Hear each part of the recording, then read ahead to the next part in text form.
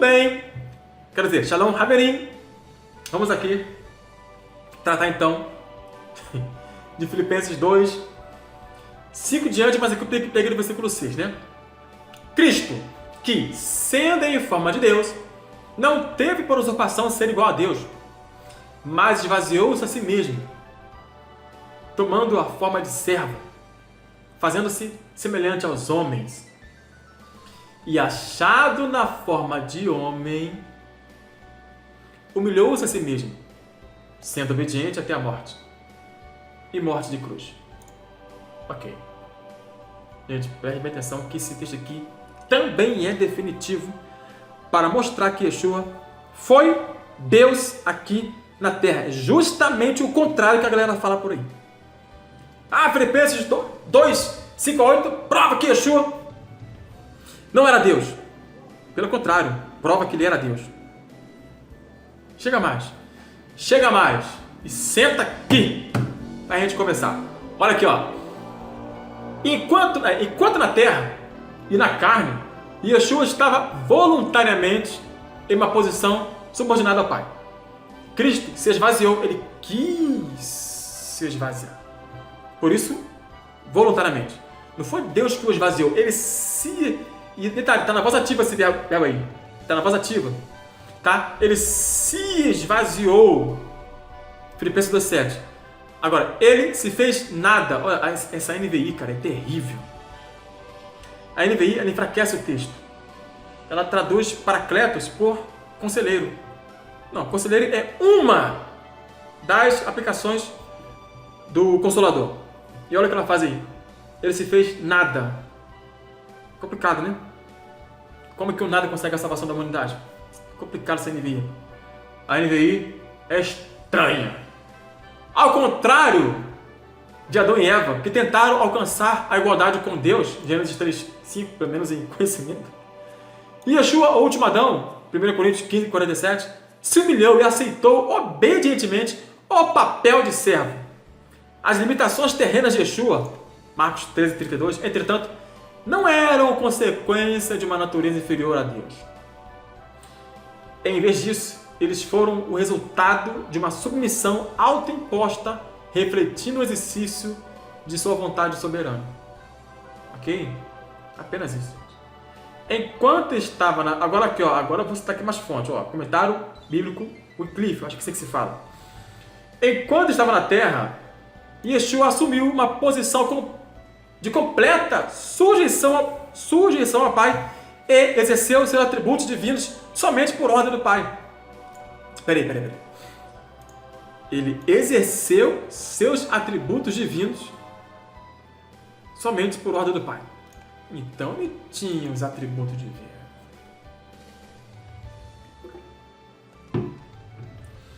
Então ele tinha os atributos divinos. Se ele tinha os atributos divinos, o que ele era? Divino. Prosseguindo. Na verdade, Yeshua não renunciou à posse. Aqui está um segredo. Ele não renunciou à posse, mas o exercício independente de seus atributos divinos. Olha só. Ele renunciou ao exercício independente, por ele mesmo, de seus atributos divinos, que só uma divindade pode ter. Ok? Prosseguindo. Ao mesmo tempo que Yeshua acrescentou à humanidade a sua divindade, ele se colocou em uma posição subordinada ao Pai em termos de função de papel. 1 Coríntios 11:3. Deus, o cabeça de Cristo. Em suma, como Wayne Jackson resumiu, quando Jesus afirmou o Pai é maior do que eu, em João 14:28, ele não estava negando a sua natureza divina. Antes, ele estava afirmando que ele havia se submetido voluntariamente ao Pai. Mas voltando ao texto paulino de Filipenses capítulo 2, versículo 5 a 8. Texto usado como prova, entre aspas, de que Yeshua não existia na forma de Deus na Terra. Vamos ao texto. Versículo 6. Que, existindo em forma de Deus, não considerou o fato de ser igual a Deus algo a que se devesse apegar. Almeida 21. Agora, olha aqui o texto grego. Tá?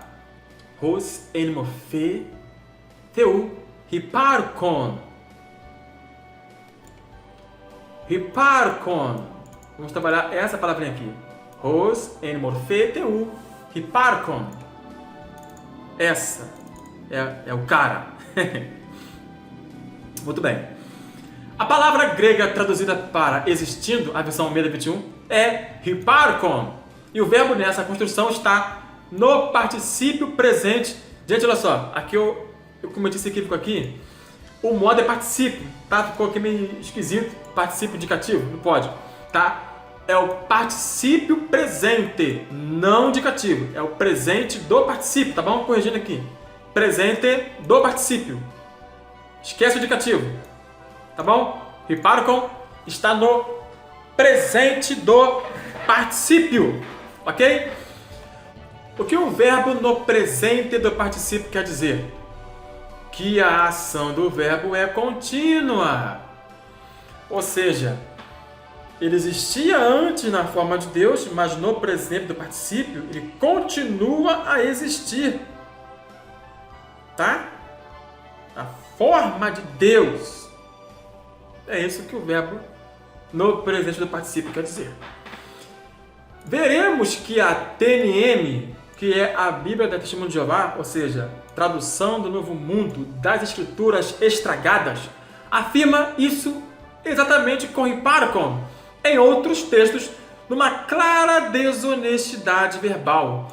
Ou seja, iremos ver dois textos aqui na TNM, onde hyparkon é traduzido corretamente, mas em um, não. Vamos ler os textos. O tempo presente revela que a existência do Salvador, na forma de Deus, é um modo de ser sustentado, não interrompido pela encarnação. É sustentado pela encarnação. A existência do Salvador, na forma de Deus, é sustentado pela encarnação. Ok? Então, ele em carne, ele era Deus também. Agora, Robertson, perito em grego, chamou a atenção para a diferença entre o tempo presente, hyparkon, denotando existência eterna na morfê de Deus, existência eterna, existência contínua, existência eterna, na morfê de Deus, e o tornar-se em homoiomati anthropon genomenos. Está no tempo auristo, o verbo ginomai aqui, ó, tempo auristo. A semelhança dos homens, ou seja, ele tornou-se semelhante aos homens. Tempo auristo, ele existindo na forma de Deus, presente, do indicativo, perdão, do particípio. E ele quer mostrar a diferença.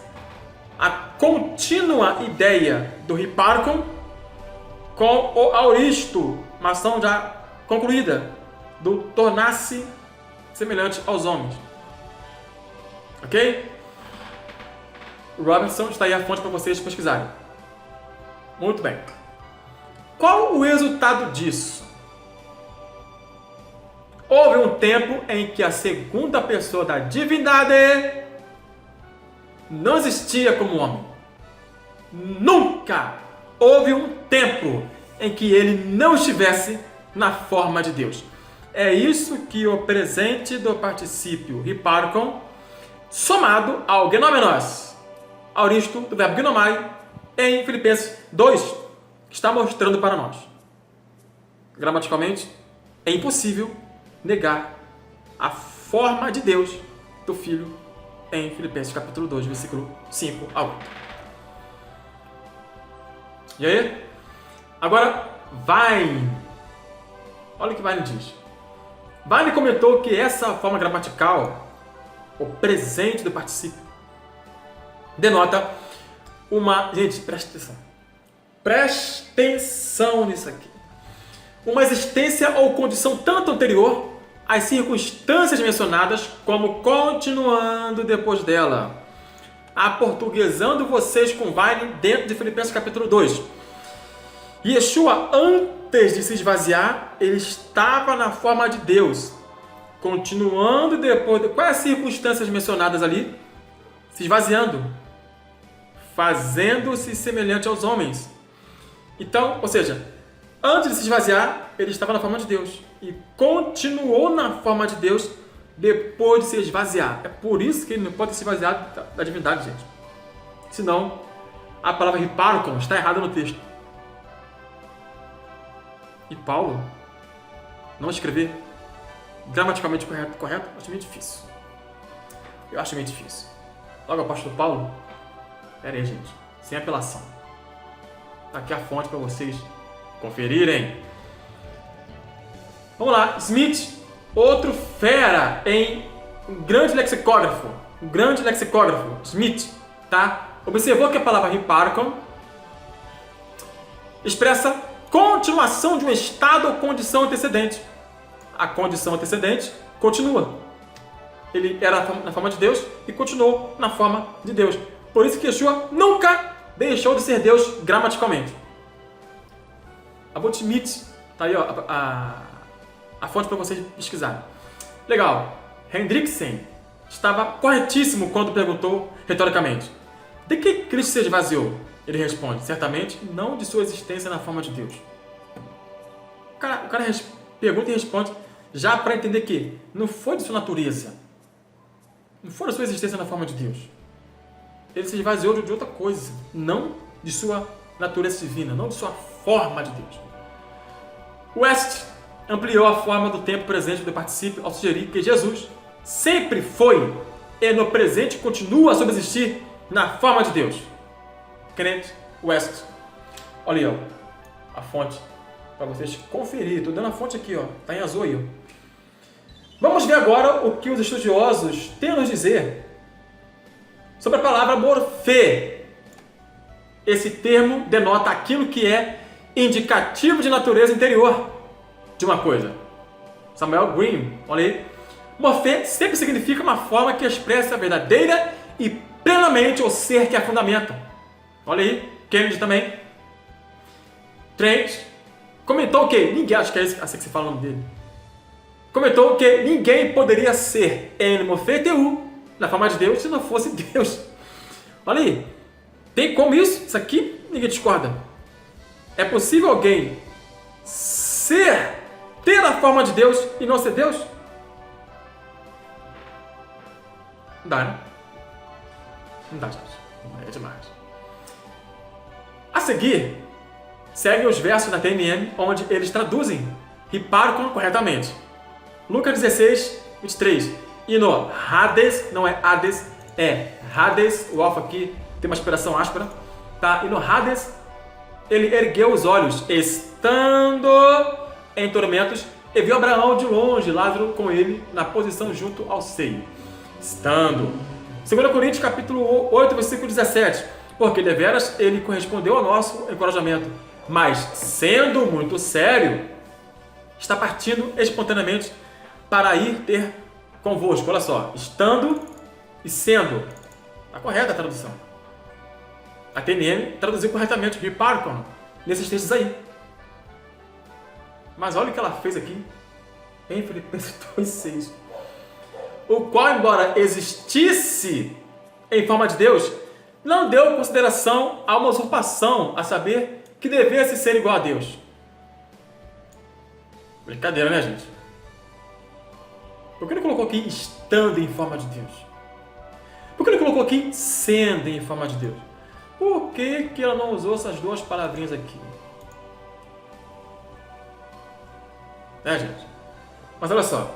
Ainda assim, a TNM confessa a divindade de Yeshua ao colocar nessa oração D com D maiúsculo, já que esse fator é usado por eles para diferenciar o Deus Pai do Deus Filho. Embora em Isaías 9,6 lá Deus forte está com D maiúsculo, mas em alguns textos ele coloca D minúsculo para dar esse entendimento de que Yeshua é um Deus abaixo do Deus Jeová. Pode narrar beleza? Mas elas têm esse critério de colocar o D minúsculo quando é referente ao Filho em um monte de texto. E por que colocou com D maiúsculo? Então, olha só, preste atenção. Embora existisse na forma de Deus, então a TNM confessa que Yeshua antes estava na forma de Deus. Não teve por usurpação que devesse ser igual a Deus. Deus está claro. A própria TNM tropeça nas próprias pernas. Mas a maldade está aqui, ó. Iremos ver mais maldade da TNM nessa minissérie, ok? Então aqui eu encerro esse vídeo e vou tratar de Tito 2,13, esse texto aí que o nosso querido Adilson colocou para nós. E no último vídeo eu vou tratar desse texto aí. E vamos ver que a rosca vai apertar mais ainda. Shalom, Haverim!